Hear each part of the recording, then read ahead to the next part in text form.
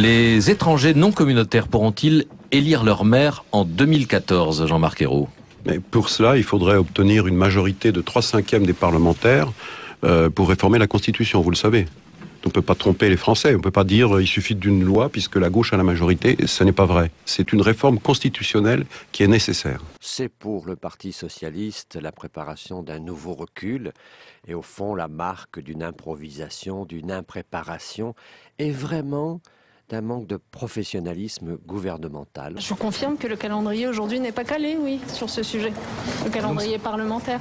Et la date n'est pas encore fixée. La JAT a dit ce qu'elle avait à dire. Nous sommes partisans que cette question vienne sur la table.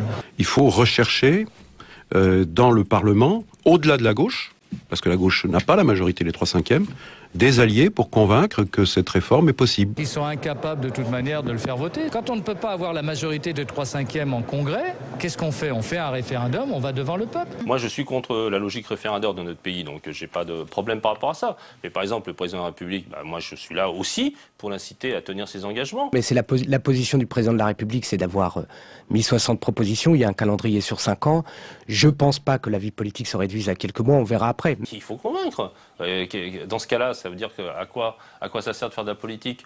Si on dit ah bah non, là on est sûr que ça va pas passer, donc on fait pas.